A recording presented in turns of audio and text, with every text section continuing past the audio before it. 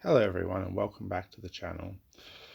I just want to take a moment to update everyone on the progression of the portfolio and how things have been tracking along in general.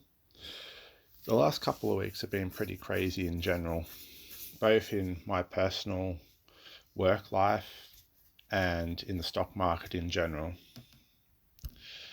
When we last left off in the May update, I had gotten to a point where my overall change in value was approximately at the break-even point.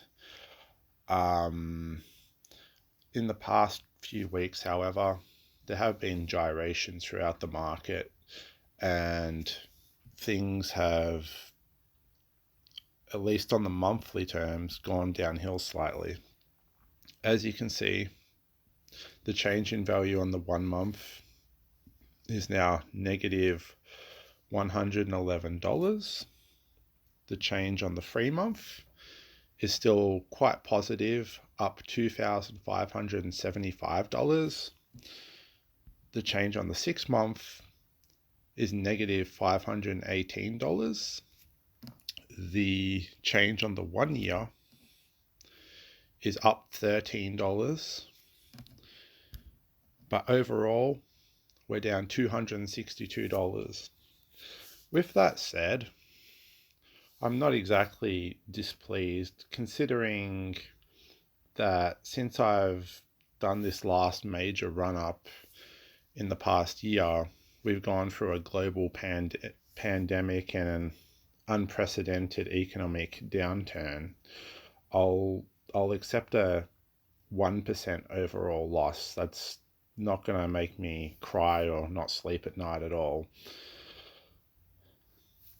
As for what I've been doing and my investment, as I said in my last video and in my goals and aspirations one, I want to invest pretty aggressively in this. And as you can see, I'm now at $28,496.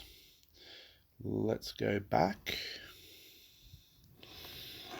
And from the history, as you can see, for the most part, I've been trying to invest at least $100 a day, sometimes more, sometimes less, but for the most part, right on $100. And if I can, I will try and invest more. However, I think for the time being, that's a fairly good place to be, and I think that's pretty good by anybody's standards. So even if I stay there, I'm reasonably happy with that. And just to provide a little bit of an update on the spaceship front, I've actually made the first few deposits into that account. It sits right now at approximately $350. And I've decided I'm going to do a dedicated weekly investment of around $200 a week to that, and I will take it from there. I'll do a dedicated video on that one, however, and we'll talk more in depth in the coming weeks about that.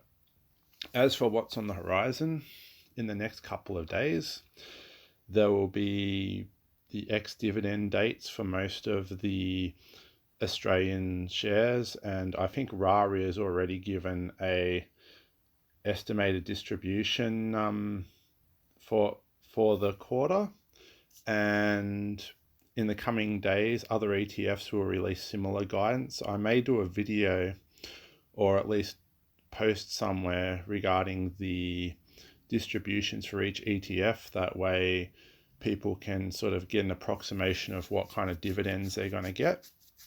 But for now, we continue the steady climb towards 30k, and hopefully come the middle of the month there will be a few $100s in dividends to help supplement things further. And just on a final note, I want to say, don't be afraid of the volatility, guys. Don't be afraid of downturns in the market. Don't be afraid if the NASDAQ or the S&P or whatever drops a few percent, take it as a blessing. For me personally, I don't care if my account goes into the red 20-30% again. To me, that's a buying opportunity, and despite everything, I still bet upon the overall progression of the human race, the advance of technology, the increase in efficiency in companies, and I'll take that bet every time over the long term. I might be down for a year or two, but I'm playing the long game here. I'm not going to be freaked out by a downturn. I'm not going to panic sell. So stay the course, hold long, hold strong, and I will catch you guys in the next one. If you liked the video, like it. If you feel like subscribing, do so, and I will see you guys later.